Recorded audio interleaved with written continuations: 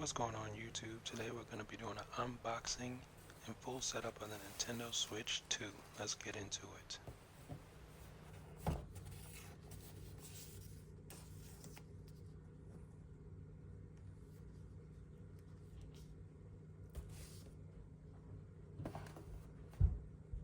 Now this particular version did come with the 12 months of online expansion pack, Nintendo Switch Online, plus the Mario Kart World.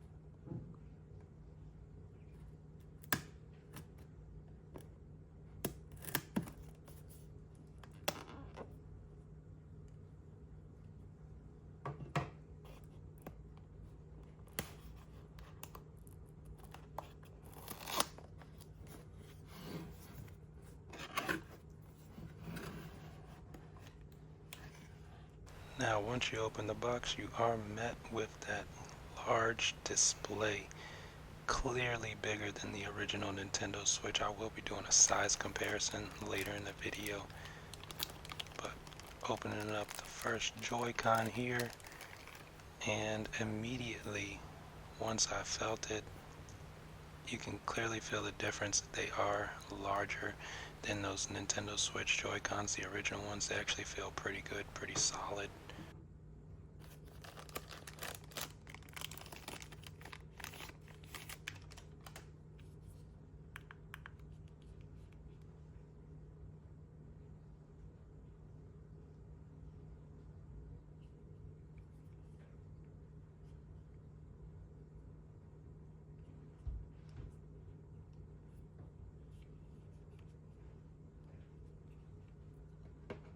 And now getting to the part that I am most excited about, this large display, 7.9-inch LCD screen. Let's just take a look at this.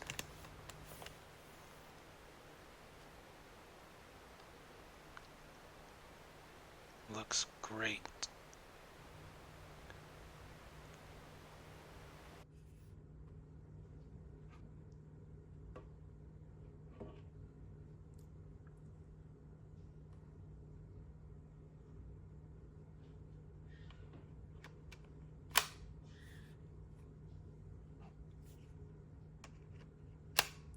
Once it's all put together, it looks absolutely great. Feels great, looks great.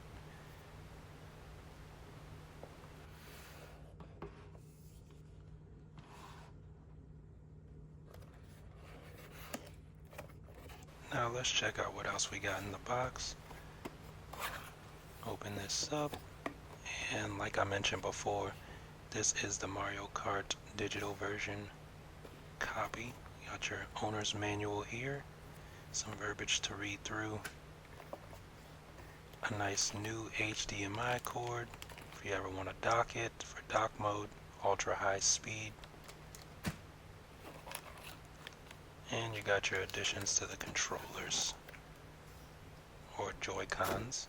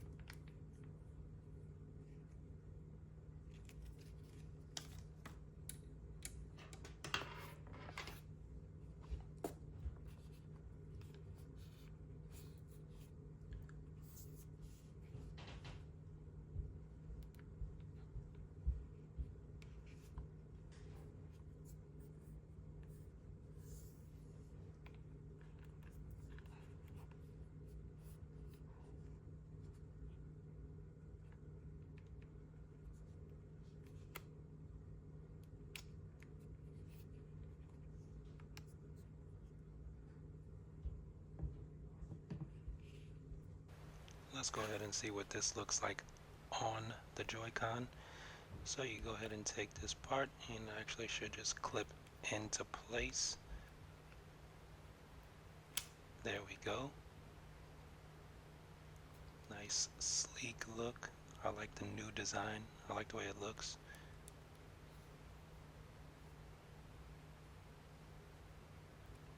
And then in order to be able to get that off, you're going to use that back button, that back Joy-Con release button right there. So you just click it and boom, it just releases it, and then you're able to go ahead and get that off. So click, release, and then it's off. Easy.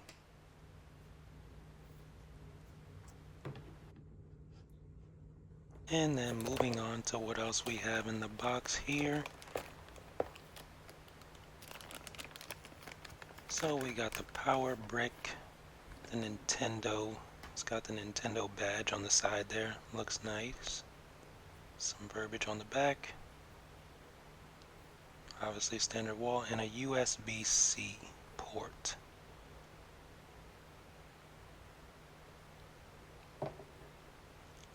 And next we have the actual AC adapter connection.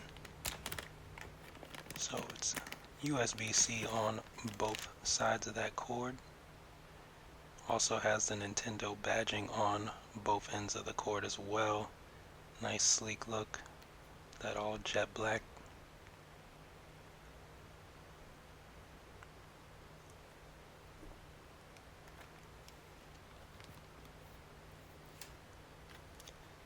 And then we have the actual controller Joy-Con connection.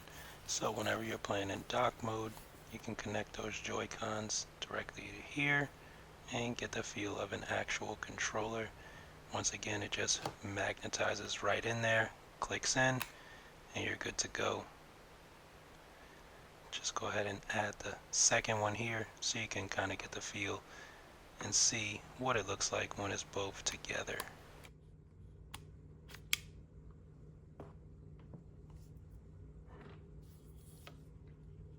And that magnetized click in, and then you have your full controller set up here for when you want to play in dock mode.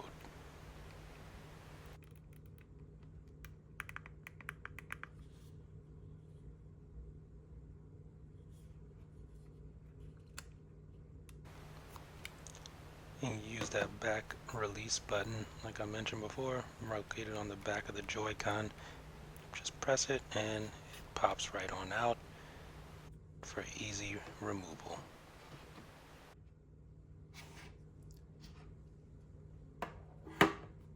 And the last thing we have in the box is the actual dock to be able to play in dock mode. Let's go ahead and get that open and take a look and see what that looks like. It's got the nice Nintendo Switch 2 badging on the front. Got your USBs. Very sleek design. Nintendo badging on the back with the HDMI symbol located at the bottom. And this back panel actually just pops off. One thing that I did find actually kind of interesting about that setup, different than the last year's or than the original Nintendo Switch. You got your AC adapter port, which is the power cord, your HDMI port, and even a port for the LAN cable if you ever wanted to actually hardwire your system to your router for internet purposes. And this panel just clicks right back onto the back and it's back in place. And then of course that is the location that the Nintendo Switch will go in. That is officially everything that you get in the box and that comes with that Nintendo Switch 2. So let's go ahead and put this together and take a closer look at the actual system itself. So as you can see here on top, you got your power button, your volume up and down, a charge port on top, and a headphone jack as well. And you actually have the game card slot in the same location, but you actually pull it from the bottom rather than from the top like it initially was, and then that just opens up, and then standard game card slot would fit all your Nintendo Switch 1 and 2 games. Overall, feels great. Everything looks good. So let's get this powered on.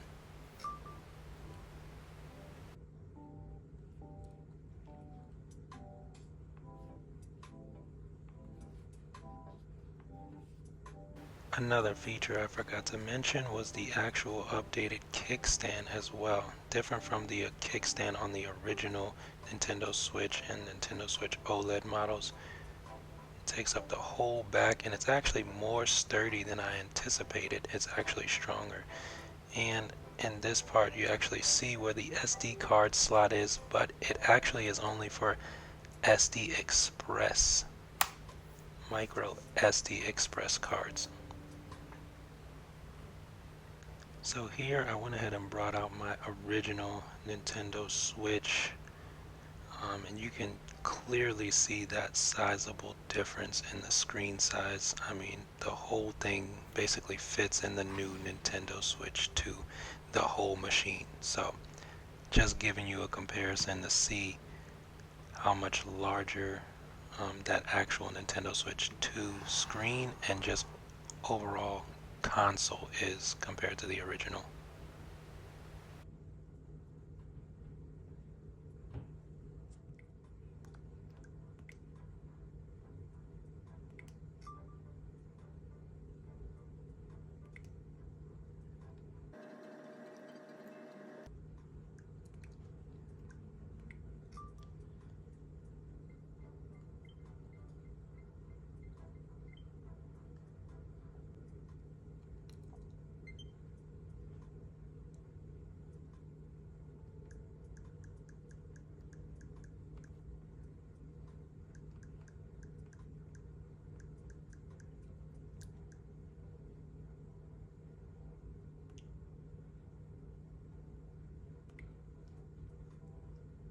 Now here's one portion that was a little bit different. It actually wants you to use the Joy-Con eject to basically register the Joy-Con. Um, and so that is one difference where I don't remember doing this for the original Nintendo Switch 1, but you just have to remove both of those Joy-Cons in order to finish and complete that step. Once you make it through all those prompts, then the system just has to do a quick system download, and it'll basically be ready to move forward so that you can then get on to the portion of transferring the data over from your previous Nintendo Switch. It only takes a few minutes. After that, you're ready to start the data transfer. Now, here is where you'll be prompted to insert your Express EX micro SD card, not to be confused with a regular SD card. They are different, and a regular SD card will not work. So that is a new change with the system. For that, you will then have to go ahead and enter in your Nintendo Switch login, username, and password to get that data transfer started. You'll also need your previous Nintendo Switch close by while you do that data transfer over to the new system. And you'll also need 2 power cords essentially to make that process go. So it's going to prompt you to plug in your power source to your new Nintendo Switch, the new addition, to that power source right on top. To be able to plug it in is nice and convenient.